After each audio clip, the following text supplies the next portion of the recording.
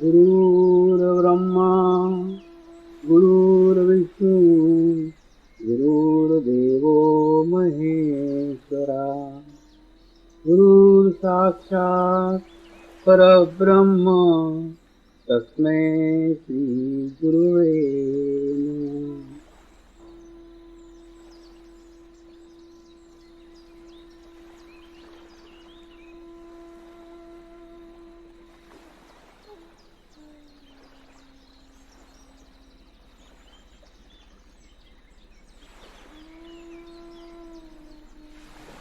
मेरे साथ ध्यान की शुरुआत करेंगे।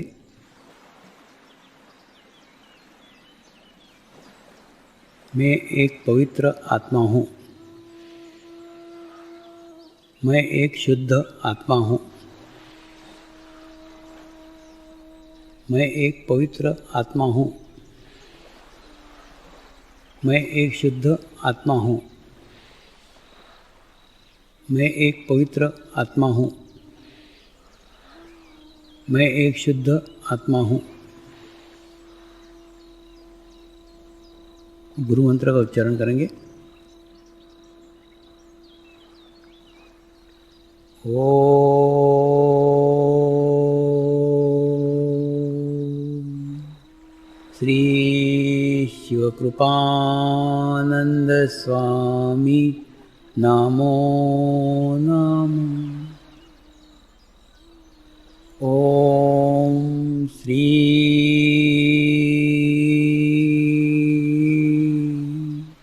शिवकृपानंद स्वामी नमो नमः। ओम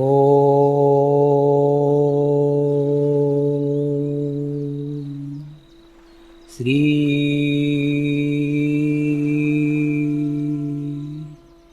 शिवकृपानंद स्वामी नमो नमः।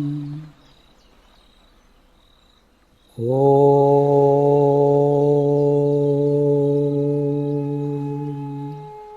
श्री शिवकृपानंद स्वामी नमो नमः। ओम श्री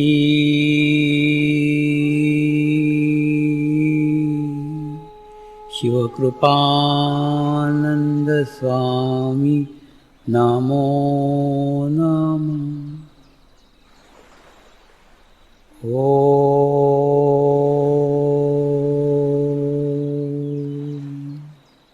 श्री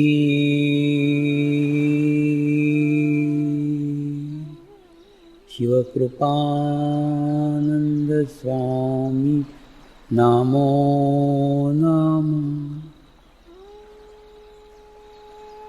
ओम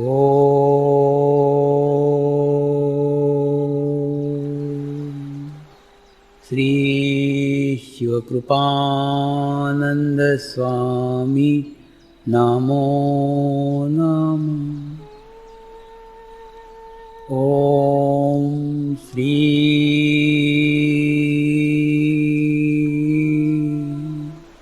शिवकृपानंद स्वामी नमो नमः। ओम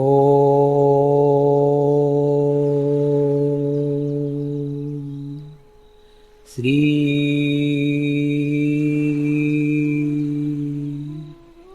शिवकृपानंद स्वामी नमो नमः।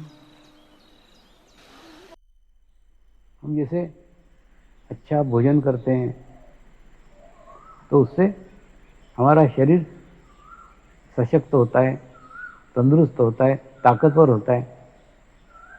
करते हैं ना। हम शरीर को तंदुरुस्त करने के लिए, शरीर को मजबूत करने के लिए, शरीर को स्ट्रांग करने के लिए व्यायाम करते हैं। उसके बाद में योगासन करते हैं। लेकिन कभी आत्मा को स्ट्रांग करने के लिए कुछ करते हैं क्या? नहीं। आत्मा को स्ट्रांग करने के लिए ध्यान करने की आवश्यकता है। ध्यान के माध्यम से जैसे आपके भीतर का आत्मभाव जागृत होगा, वैसे वैसे आपका आत्मा सशक्त होगा, स्ट्रांग होगा। तो स्ट्रांग होकर के फिर आपको सही गाइडेंस करेगा। तो अगर इस विश्व के प्रत्येक मनुष्य के भीतर का धर्म जागृत हो जाए, धर्म यानी वो ज्ञान जागृत हो जाए, क्या करना चाहिए क्या नहीं करना चाहिए, तो सारा संसार ही, सारा विश्व ही समस्या रहित हो जाएगा। हमारे पूर्वजों ने खूब सुंदर कल्पना की थी, वसुधैव कुटुंबकम, यानी सारा विश्व, सारा संसार एक कुटुंब के समान है। लेकिन ये भावना साकार करने के लिए कोई तो माध्यम होगा, ये केवल पूरी कल्पना नहीं थी। तो इसके साकार करने का माध्यम कोई उपासना पद्धति नहीं हो सकती। कोई भी ऐसी उपासना पद्धति नहीं है जिस उपासना पद्धति को विश्व का सब मनुष्य अनुभव करे, अपनाए। दूसरा, ऐसा दुनिया में कोई देवता नहीं है। आप कोई भी एक देवता की मुझे छवि बता दो जिस देवता को सारे ही मनुष्य मानते हैं। नहीं। अरे बाबा, संसार का तो छोड़ो, पत्नी का देवता अलग है, पति का देवता अलग है।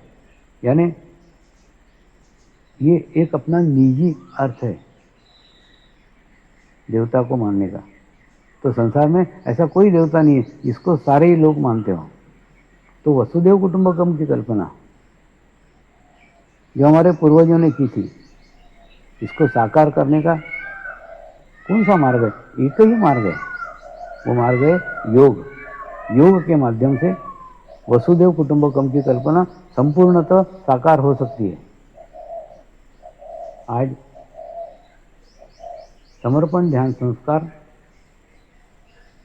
विश्व के 29 से अधिक देशों में अपनाया गया है और पिछले 25 सालों से अलग अलग जाति के, अलग अलग रंग के, अलग अलग देश के, अलग अलग भाषा के लोगों ने इस संस्कार को ग्रहण करके आत्म अनुभव प्राप्त किया है, आत्म अनुभूति प्राप्त की है।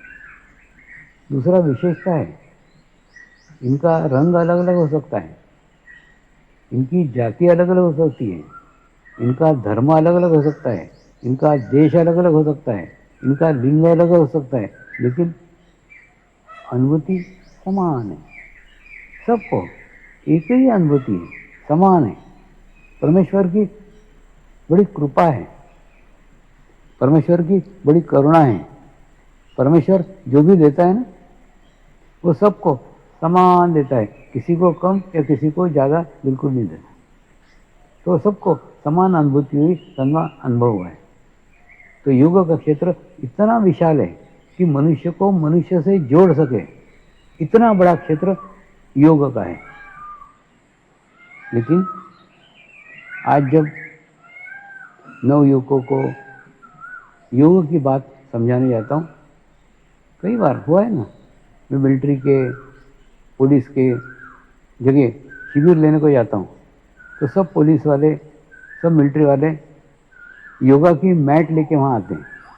माने दिमाग में देखो कैसा बैठा हुआ है, जहाँ योग शब्द आया वहाँ योगासन आ ही जाते हैं।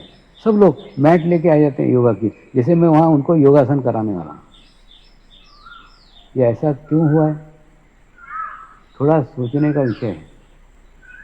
योग को हमारे देश के प्रयासों से, हमारे देश के प्रयत्न से एक महत्वपूर्ण स्थान प्राप्त हुआ है।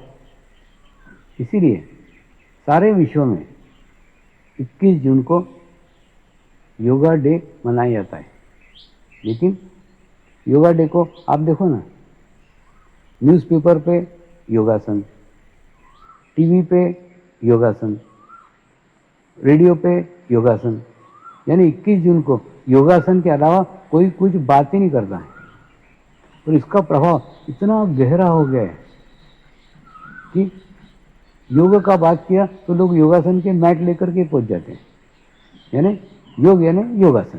ये बैठ गया है, एकदम दिमाग में बैठ गया है, पिछले 4-5 साल से बैठ गया।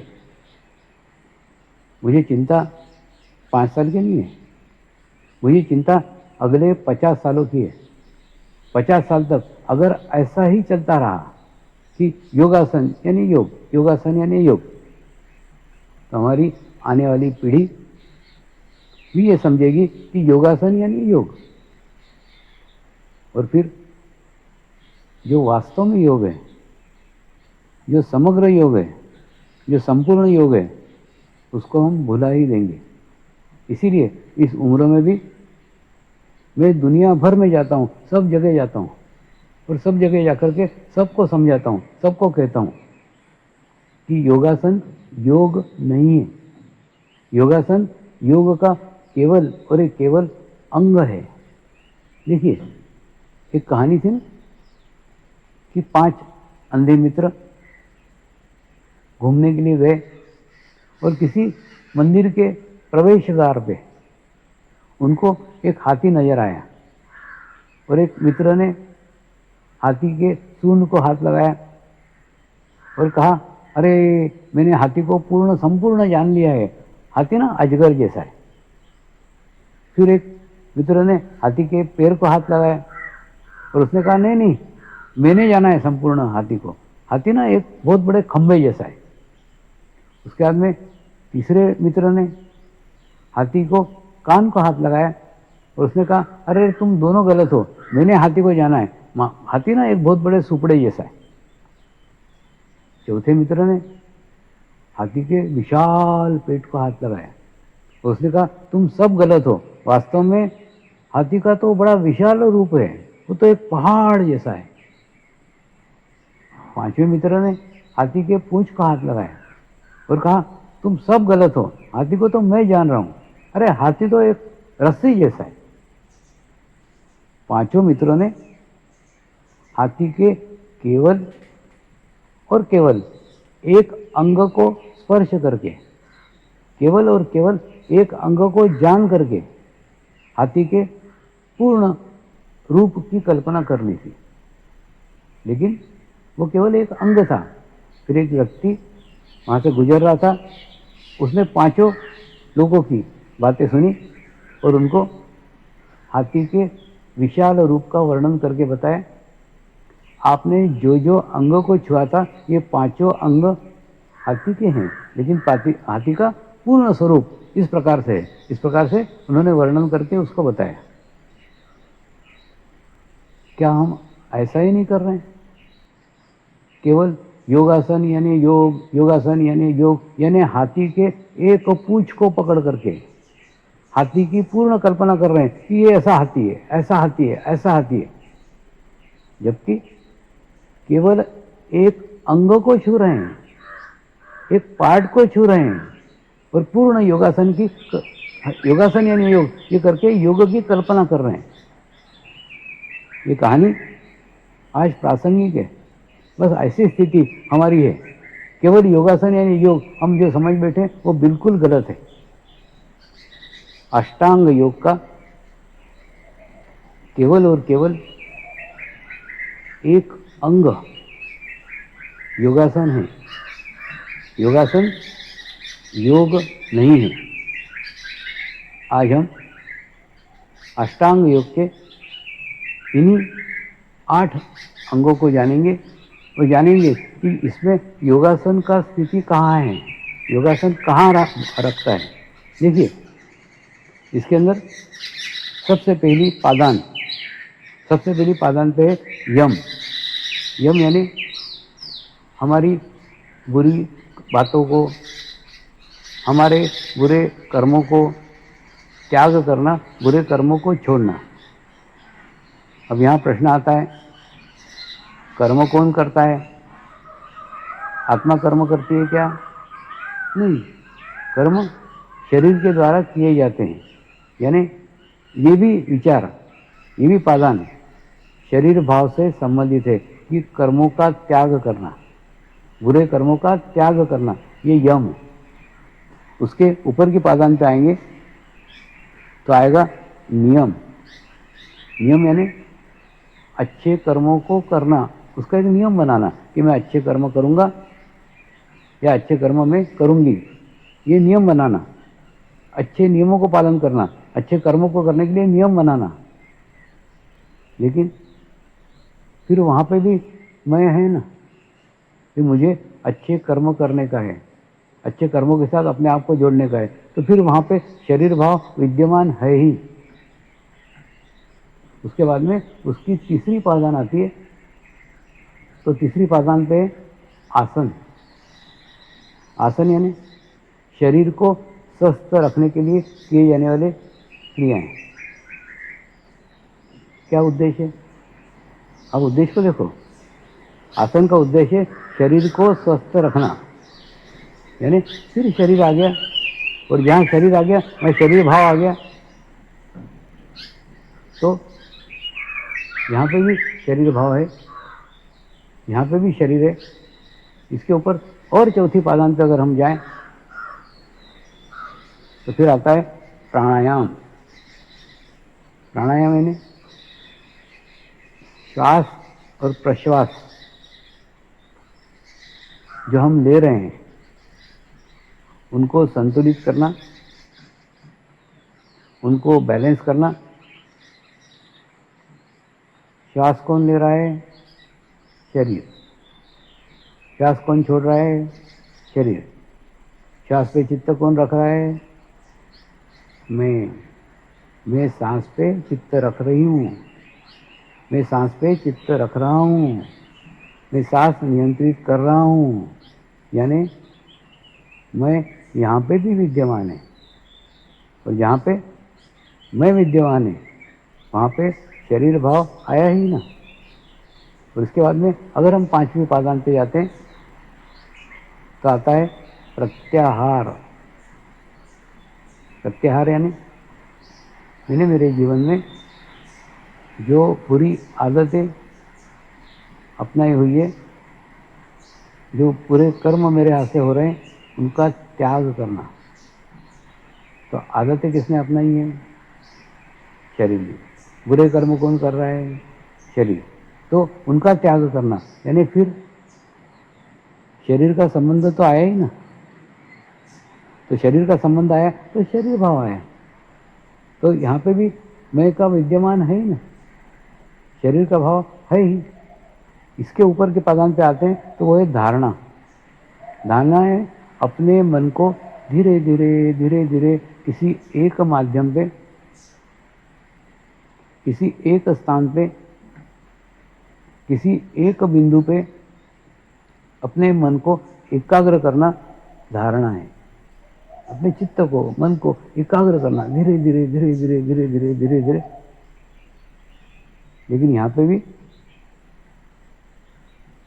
जहां करना आया वहां करता आया, और जहां करता आया वहां शरीर भाव आया, और जहां शरीर भाव आया वहां योग नहीं। तो यहाँ पे भी कर्ता का भाव है। और इसके बाद धारणा के ऊपर अगर हम जाते हैं तो ध्यान, यानी मन को एकाग्र करना, चित्त को एकाग्र करना, और फिर लग जाए।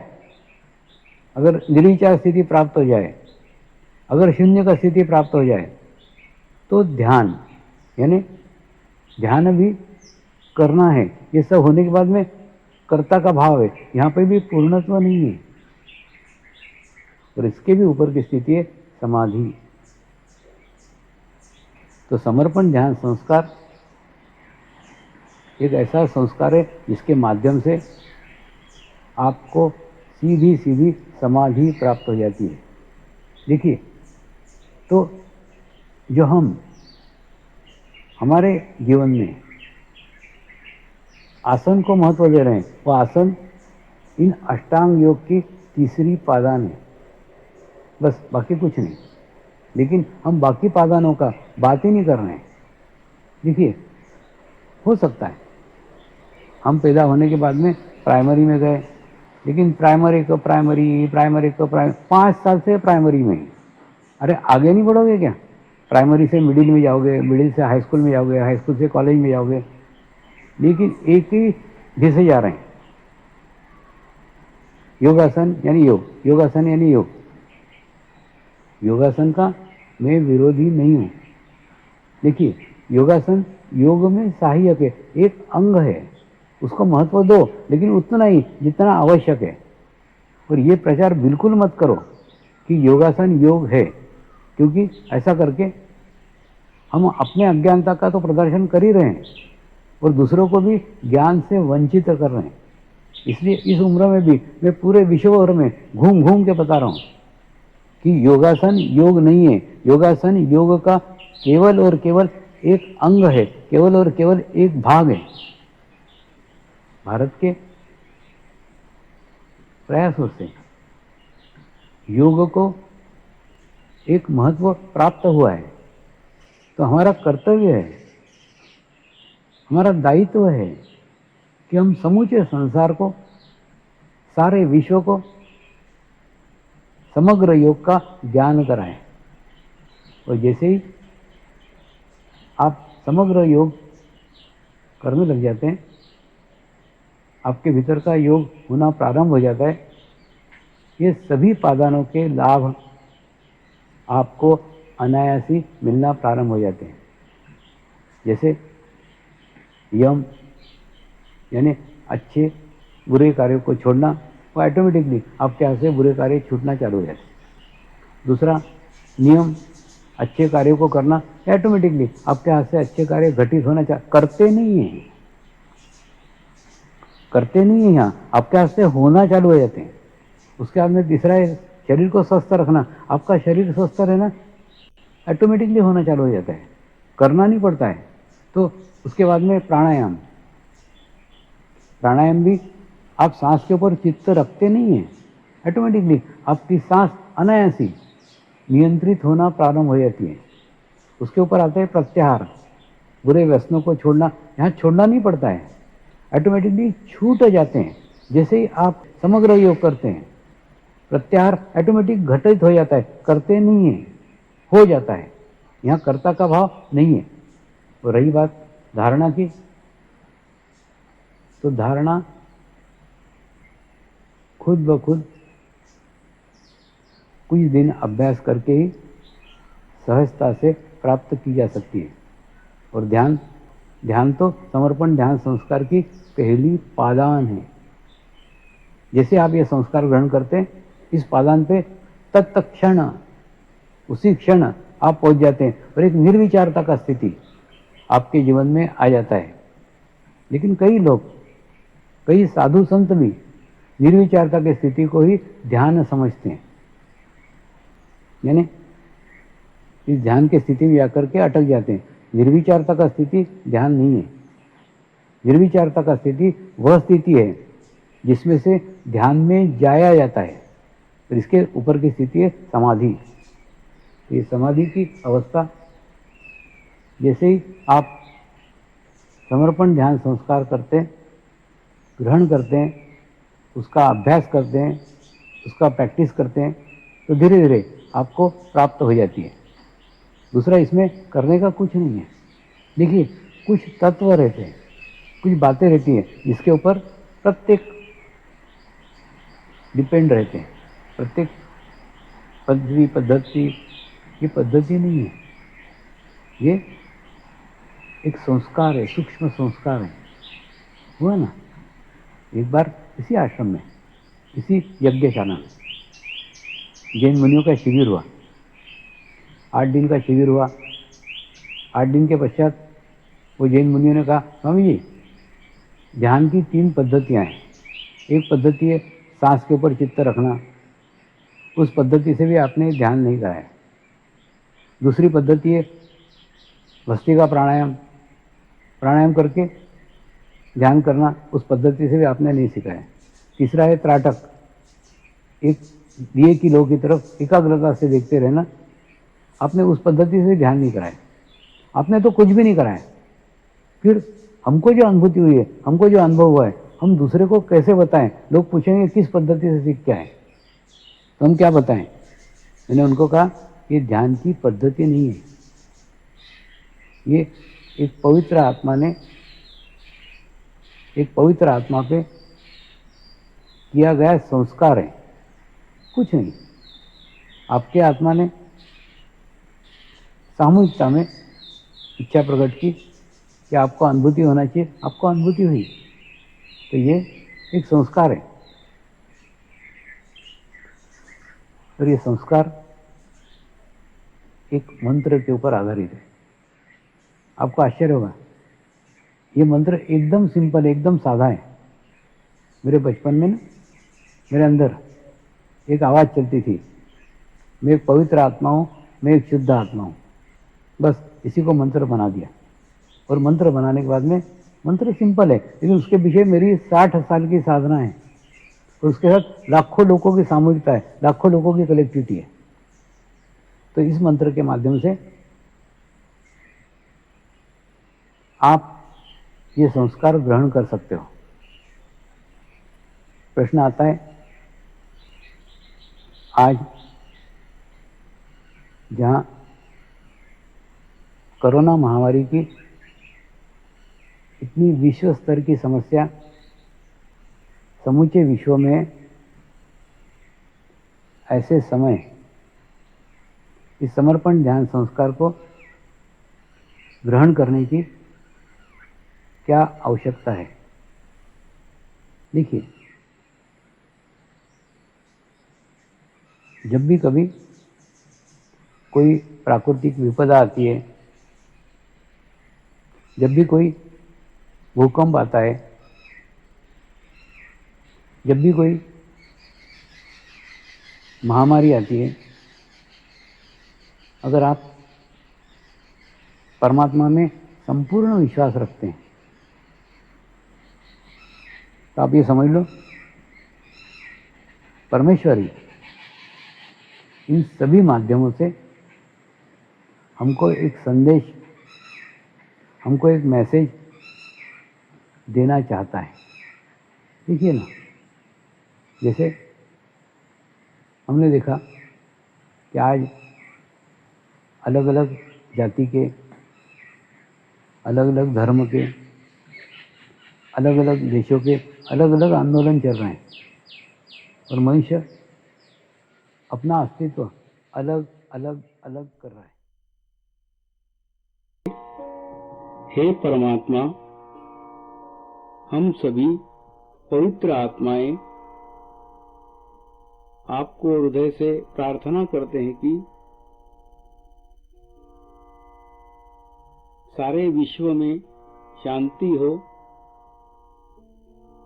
सारे विश्व के आत्माओं की आध्यात्मिक उन्नति हो एवं सर्वांगीण उन्नति हो। यही हम सब आत्माओं की शुद्ध इच्छा है। नमस्कार करेंगे। हे परमात्मा, हमारे सद्गुरु श्री शिव कृपानंद स्वामी जी का स्वास्थ्य सदैव अच्छा बना रहे एवं उनकी आयु दीर्घ हो, यही हम सब पवित्र आत्माओं की शुद्ध प्रार्थना है, शुद्ध प्रार्थना है, शुद्ध प्रार्थना है। शांति पाठ करेंगे। ओम द्यो शांति, अंतरिक्षं शांति, पृथ्वी शांति, रापः शांति, औषधयः शांति, वनस्पतयः शांति, विश्वे देवः शांति, ब्रह्म शांति, सर्वगं शांति, शांतिरेव शांति, श्यामा शांतिरेधि। ओम शांति शांति शांति, सर्वरिष्टतु शांतिर्भवतु। जय बाबा स्वामी।